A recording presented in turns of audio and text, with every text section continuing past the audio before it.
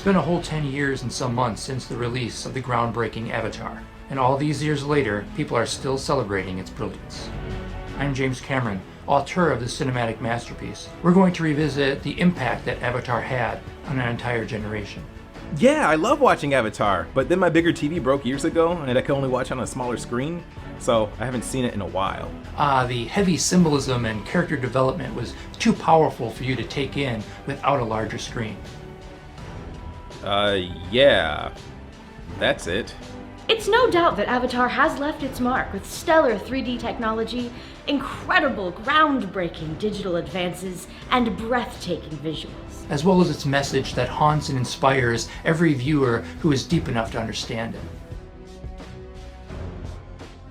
Sure. And where do you keep my prized cinematic achievement? Well, my bigger TV is on the fritz, so I've just been using it as a coffee coaster. No doubt adding to your beverage so that you can drink in the deepness. Sure, yes. But fear not, dear viewers, for there is more on the way.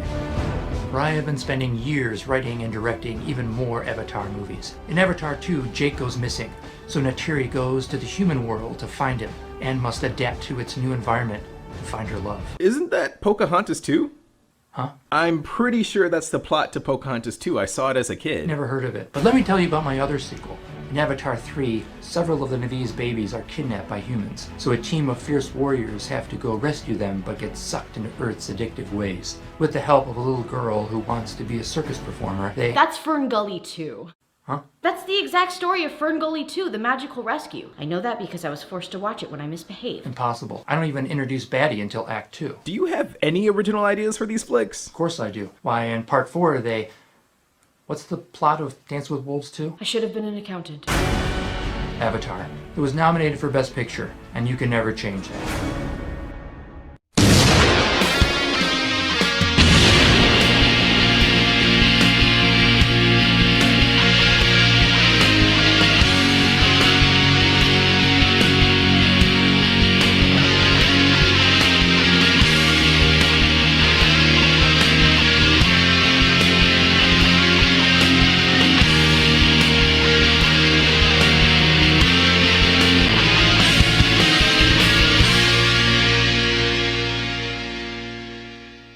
Hello, I'm the Nostalgia Critic guy, remember? So you don't have to.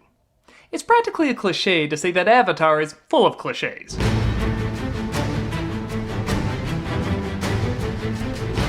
The incredibly hyped, over-budget, former highest-grossing film ever still seems to have the same reaction it did now that it did over 10 years ago.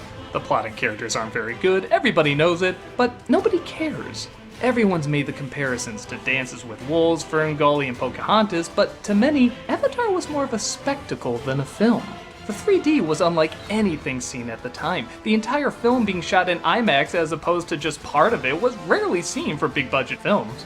And the visuals were colorful and grand in scale. Many said it felt like you were really there in a completely different world. You don't judge the story and characters of a roller coaster, you just enjoy the ride.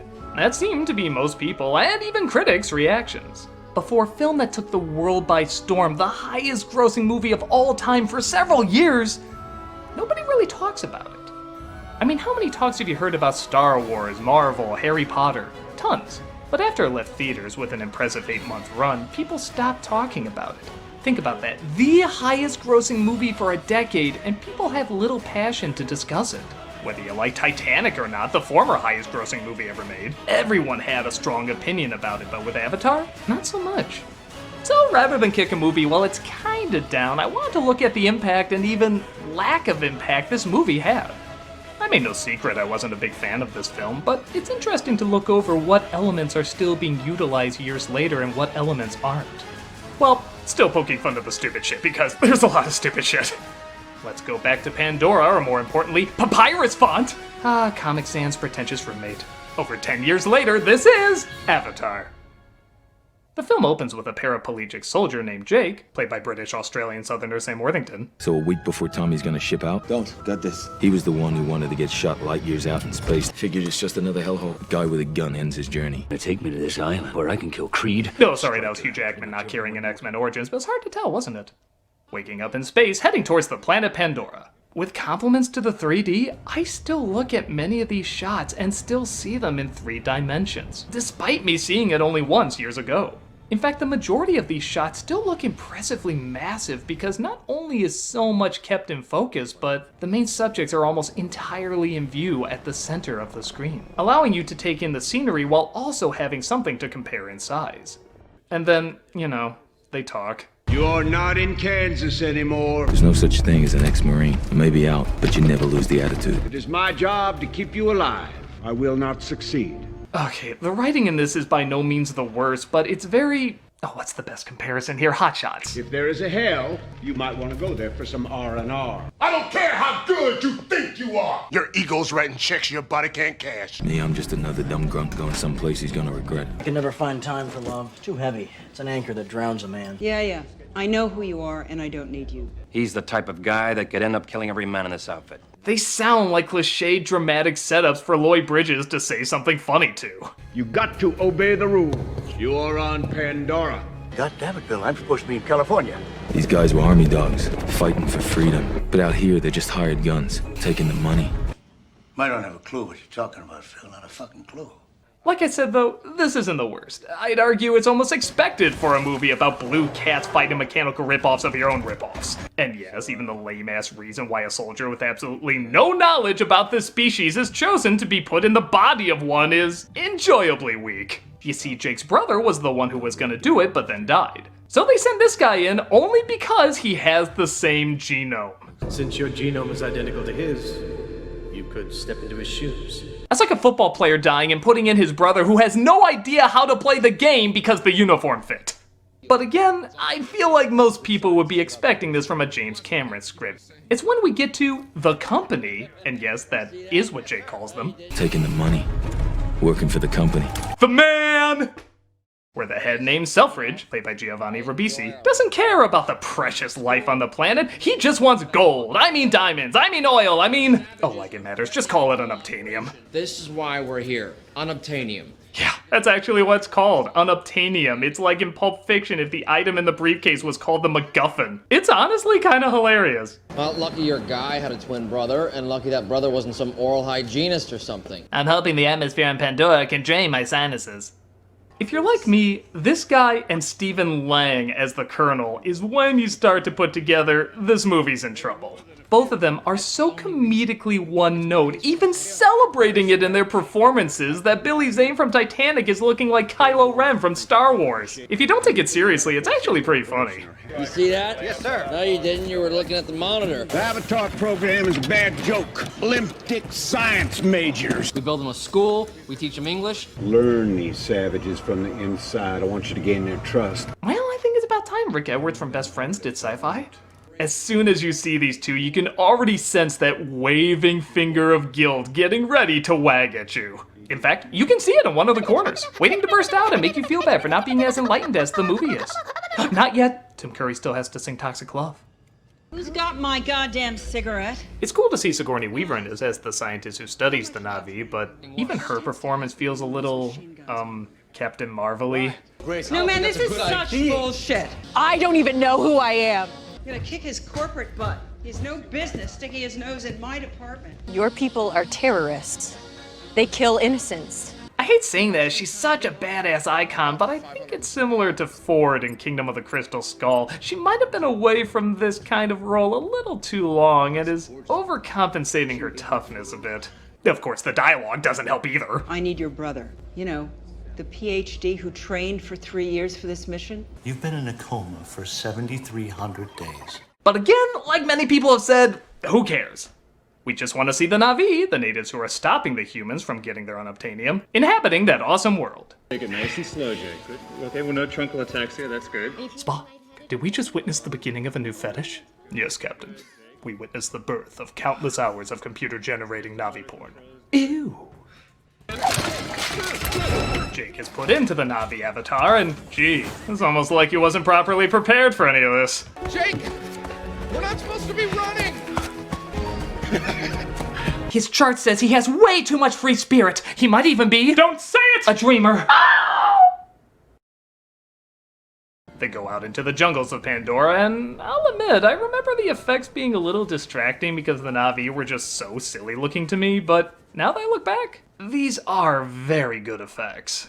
To give you an idea of how well they held up, this is Justice League. It's only 3 years old and looks like this. Hell, Cats is less than 1 year old and it looks like this. Avatar is over 10 years old and looks like a movie that was released today. Yes, there's naturally some scenes that don't hold up as well, but seeing this on a smaller screen, I know it's gonna sound odd, but it actually showed me how well the effects held up. On IMAX, you're distracted by the size, the 3D, the unusual visuals, but on a smaller screen, you notice more how well everything blends together. Oh, and there's characters and a plot, I guess. Don't shoot those, the Na'vi shit those out! They come across a giant beast, but Jake seemingly scares it off. That's right, get your punk ass back to mommy. Yeah? Yeah, you got nothing, you keep running. Yeah, we're already stealing from a ton of kids' media, why not steal from Beethoven as well? With a dash of Jurassic Park.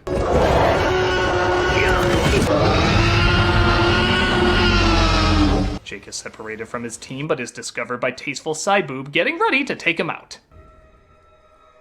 No, Grandma Jellyfish Willow senses good in him. And this Cheerios bee splooge should scare away any predators. He's saved by Neytiri, played by Zoe Saldana. This shouldn't be turning me on. Thank God it isn't. And she mocks his survival skills. You're like a baby, making noise, don't know what to do. Hey, don't talk about the director like that. Dana! He had 1 day until retirement. Seeds of the sacred tree, very pure spirits. Yeah, they never did that for Weaver, who literally dedicated her entire life saving them, but you're Neo. You're just the one because you're the one. Isn't it nice being born important? What was that all about? Come. That was come? Christ, I knew it felt sticky and reproductive. So because the tree seaman picked him as the Messiah, Neytiri takes him to her clan, who write more Jurassic Park ripoffs.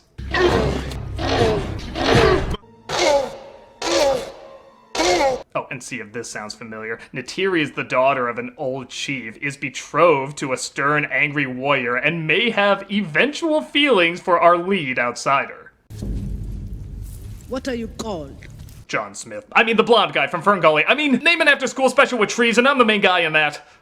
They decide to show him their ways because he's a soldier, and I guess they trust them more than scientists. Again, how long was Weaver with them? And Neytiri is tasked with showing him how they live. He sleeps in their tamales and wakes up back at base. Look, Sully, just find out what the blue monkeys want. I believe they prefer the term turquoise monkeys. We try to give them medicine, education, roads, but no, they like mud. Metaphor. Don't worry, Finger, they'll catch on to our subtlety. Hey, can somebody just... Sector 12. He tells Jake that their village around Disney's Animal Kingdom tree has the largest amount of unobtainium, and it's his job to get them to leave. Look at all that cheddar. Yeah, humanity sucks. God, I'm a waste of a good actor. He's given 3 months as the Na'vi show him all the secrets of their ways, and yeah, this stuff is still pretty cool. This is what people got into the most. They said this film was great at world building and making you believe you traveled to a new realm. While these scenes are very beautiful, I have a theory. I don't think it's the world that drew people in, I think it's the look. Avatar is visually amazing, the colors and creatures are beautifully designed, but I don't think it's an example of good world building. In my opinion, good world building should be innovative in either environment, character, or both. It should leave you wanting to know more about how the world works. There's a show called Upload about a digital afterlife that makes you want to walk through this world and see how everything functions. But the characters are kinda cookie cutter. Then you have something like Into the Spider-Verse. The environment isn't anything new, but the variation of characters based on the same premise, being bitten by a spider and turning into a hero, makes you want to see more of how each universe they're from created these people. An example on how the characters create the world building. Then you have things like Star Wars, Lord of the Rings, or, funny enough, Avatar, that are rich in unique characters and unique environments. By the way, I love that comes up first on IMDb if you search it. And you know why? More people are interested. I want to know more about how Aang, as well as the world he inhabits, operates. Both are filled with engaging possibilities and ideas. What ideas does Avatar offer exactly? Well, their literal connection to Pandora is kind of interesting. There's energy their hair can plug into with the animals and even the planet itself, lighting up as they get closer to the main energy source in this giant tree. I'll even say the floating mountains. Both of these take from existing ideas and add new elements to them. But there's a difference between adding to an environment and just copying it. What are those? They're horses. What are these? They're dogs. They even have the exact same call as a hyena. What are the Na'vi? Every tribe ever shown on film. They focus on their connection to the environment, spirits, gods, and think our ways veer too far from them. Even their language sounds like a bad imitation of Native Americans from old westerns.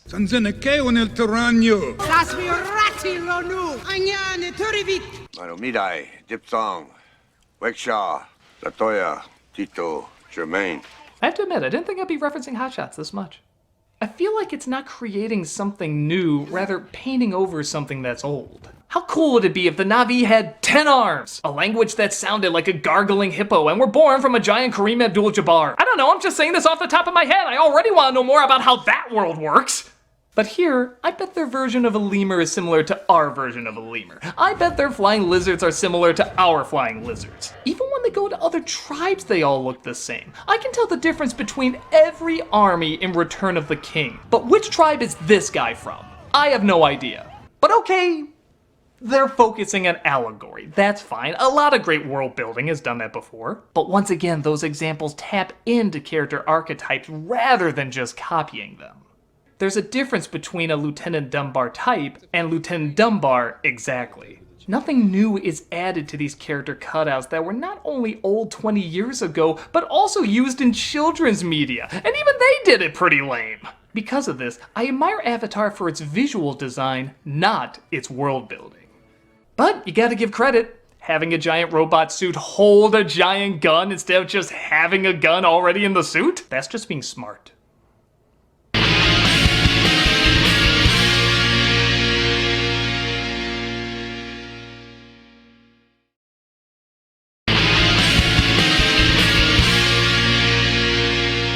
So after Jake kills an animal while giving the proper Na'vi thanks. Yeah, can you just kill me? I'm in a lot of pain. You're welcome, asshole. This means nothing to me. Neytiri decides he's ready to ride one of their flying banshees to become a true warrior. What every studio says when Cameron goes over budget. He, of course, makes the bond and is taken to the Tree of Souls. The Tree of Souls. It's their most sacred place. You know, I'm finding I rarely like movies that have a tree of something. Unless it's a tree of death, mayhem, or chocolate, I'll usually pass. But it looks like they're chased by a dangerous animal called Turuk, who has chosen only 5 riders in all the years the Na'vi have existed. My grandfather's grandfather was Turuk Makto. Turuk chose him. He brought the clans together in a time of great sorrow. Well, I've only been here 3 months. I'm sure I can be a better Na'vi than the actual Na'vi are. This is a place for prayers to be heard, and sometimes answered. Well, I'm gonna pray I can bang you despite being betrothed to someone else. When you wish upon a star system! Just a heads up, Cinema Snob has already reviewed a Smurfs porno. It's as messy as it sounds. But they're awoken to an unpleasant sound. Ready for round 2? What the fuck?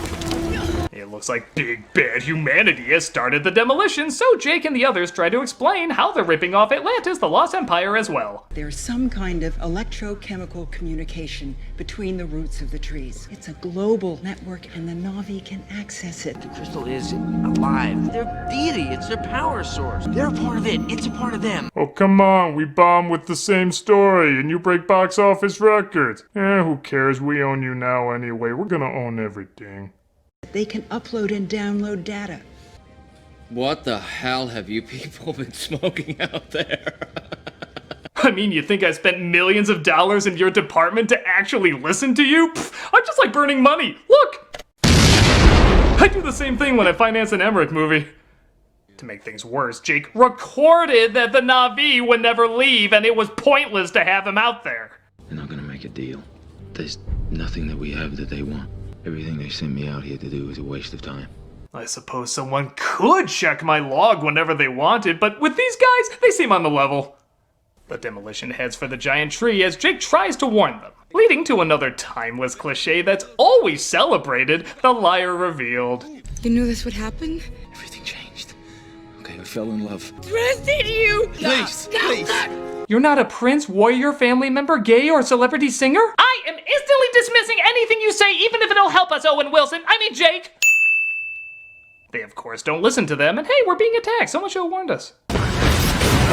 They take down the tree with their missiles and southern sayings. Right in the front door. I got shooting, Ace. All right, let's turn up the heat, and that's how you scatter the roaches. I need a pointer, and that dog's got just the head for it. Leading to easily my favorite laughable cliche in the movie, and I know it's yours too, sipping the coffee while people burn.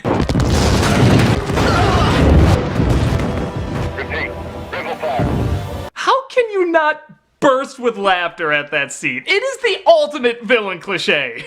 All that's missing is a line like, "Oh, I love the smell of burnt gonzo in the morning." Finishing my coffee. Enjoying my coffee.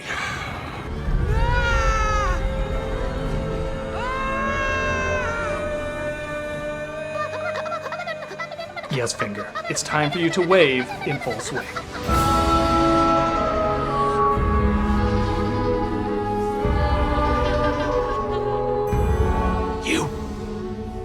You! All of this is because of you! I know you think it isn't, but it is! It's because of you! See that tree falling? It's you! It's because of you! Thank God we're here as the enlightened path to show you that it's you. Even the chief has fallen. Oh no, not him.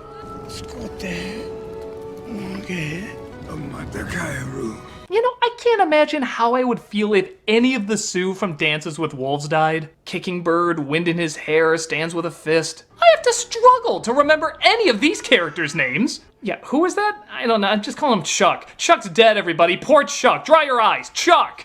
I was a warrior who dreamed he could bring peace. Sooner or later, though, you always have to wake up.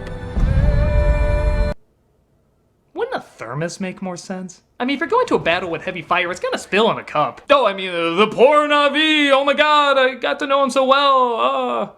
The tree is knocked down, Jake and his friends are thrown in the brig, and even a pilot, played by Michelle Rodriguez, disobeys orders and flies away. No doubt being thrown in the brig with him, or she's fine. Personally, I don't feel these tree-hugging traitors deserve steak. Think it's steak? That's bullshit. Hey, heard you disobeyed a direct order. I think I'm supposed to slap you on the wrist or something. Let me check protocol. Oh, I was wondering why a pilot was serving food. Stay here. I need someone on the inside I can trust. And thankfully, there's no security cameras in this technologically advanced base. Best fucking picture! Let it go! Weaver is shot, though, leading to another great corny as hell line. This is gonna ruin my whole day. Yeah, I wanted those to be my last words in Alien 3, but even they weren't crazy enough to put it in. I'm gonna get you some help, Grace. I'm a scientist, remember. I don't believe in fairy tales. Well, too bad you're in 3 of them. Outcast, betrayer, alien. Okay, yeah, by this point, everybody figured out all your monologues are is this. You're not the Shakespearean soliloquy you think you are. Toruk is the baddest cat in the sky, so why would he ever look up? Jake believes he's the one to bond with Toruk. Again, 3 months, and he's so much more Na'vi than the Na'vi, and he wins over the tribe's respect once more. They try saving Weaver by generating holy shits, I don't know. But it doesn't work and she passes away. She is with A1 now. Is that a goddess? No, A1 steak sauce. We're gonna eat her in a moment. Grab a plate. You ride out as fast as the wind can carry you. You tell the other clans to come. So Jake encourages them to reach out to the other tribes. Oh wait, are we supposed to see this guy's evil? I totally missed that. Better hammer it in more. Now, the hostiles believe that this mountain stronghold of theirs is protected by their deity. That's as crazy as believing in life on other planets. They won't come within 1,000 clicks of this place ever again. Now do the chant with me. We're not wrong! We're not wrong! They all set out, getting ready to attack.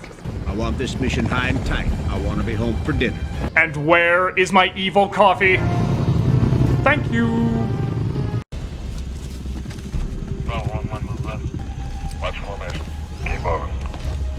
Wow, those are the most silent, clunky metal giants I've ever seen in war.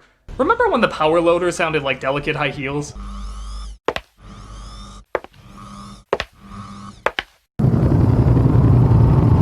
Ready? Navi attack, and once again, this is a visually pleasing action sequence. It's not like Cameron has ever done a bad action sequence, and this one is a lot of fun. Though once again, the reasoning behind some of the fights is pretty lame.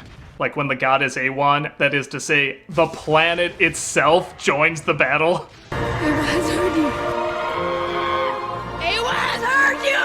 Yeah, sorry I let so many of you get wiped out over the years. Please accept my apologies with me brainwashing more innocent life to sacrifice themselves to the slaughter. Best deity ever. It's Sully. Oh hey, I remember that move from True Lies. Nice! Lang is so tough he treats his arm on fire as a mild annoyance. What do I care? I got another one! And leaps out of a crashing ship in his robot suit despite it would clearly turn his bones into pudding. He looks in his rear view mirror. Yeah, this film is swimming in radars, yet he uses a mirror. And Neytiri tries to stop him, killing Jake's human form.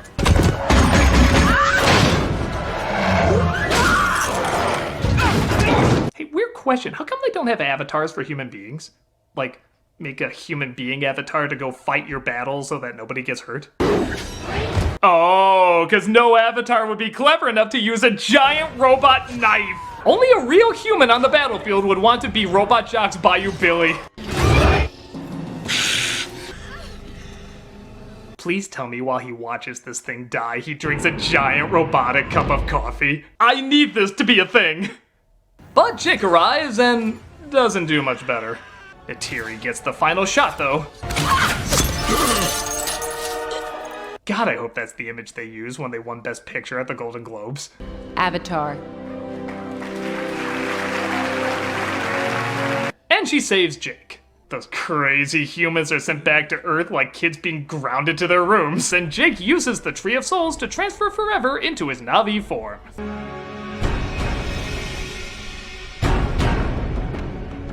And that was Avatar. Over 10 years later, you still know what's wrong with it, and you still don't care. But maybe I can see why. Avatar is not a good movie, but it is a good experience. I think there's a reason its opening weekend was just okay for a movie of that size, but the following weeks it kept pulling people in, and why it's not watched or talked about as much on video. It truly was a big screen spectacle. But on top of that, it did have a big impact on cinema, just not in the way movies usually do. Most films like to ride the fads of story ideas or character traits, but Avatar was already ripped off of dated sources, so they took the technical inspiration. For example, the best 3D films know to be bright and colorful, as 3D requires more light that reflects better off of color. They also figured how to keep the main subject centered without it feeling too gimmicky like the old days. I get the feeling we wouldn't have 3D as amazing in films like Hugo or How to Train Your Dragon if it wasn't for Avatar. In fact, I thought the 3D in those films was even better than Avatar. But we still have this film to thank for that. Despite 3D not really being used as much anymore, it did invite talented filmmakers to push it to new levels. The filters they created to amp up the color is also a common practice now in modern film. So you can go from how it's originally shot like this, to this. Films at that time weren't nearly as colorful. If anything, they were much more grainy and colorless. Now it almost feels like films are as colorful as they've ever been. I remember having a fear that more movies were going to be like this, recycling obvious messages from after-school specials. I thought people hated this wagging finger style of storytelling, and I thought we just guaranteed we were gonna see a lot more of it. But this type of writing never became popular again. At least not on a grand scale like with Avatar. Everybody tried to imitate Star Wars when it came out, but not really with Avatar. At least in terms of story and characters. It really was just the look and the 3D that captured people's imagination, and that's what they tried to replicate. And that look has also led to new breakthroughs. Not only is the world of Pandora a marvel at Disney theme parks, but it's pushing the boundaries of what can be done in animatronics. I look forward to seeing you on Pandora. Well, nate kameya. Is that okay? How fucking crazy is that? So yeah, when this movie came out, I hated it. I thought the story and characters were how the future of movies were gonna be, but it seems like only the good stuff was taken from Avatar and improved on. So looking back, I can enjoy the impact it had, and enjoy the strong elements even more because of it. Whether you love it, hate it, or somewhere in between, Avatar made a big difference in the way that matters most. The best way. I'm the nostalgia critic guy, remember? So you don't have to. Do you love film music? Do you want to feel deep, but not from subtle good movies, but rather from ones where shit blows up? Are you living between the years of 2000 and 2010? Then do we have the perfect soundtrack for you? It's One Woman Wailing. All of your favorite classics are here, like Ah from Avatar,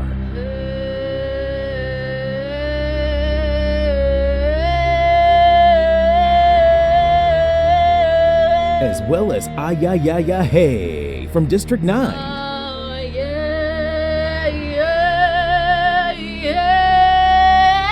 Who can forget Ooh No Ya from Gladiator? Oh, no, yeah! And of course, Ya Ha from The Passion.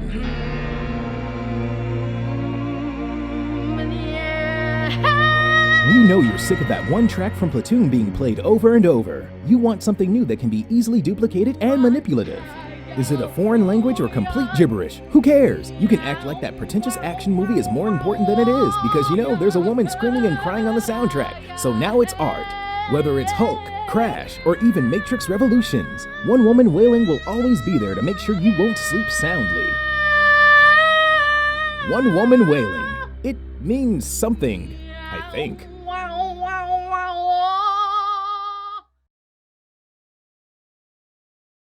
Limp dick science majors.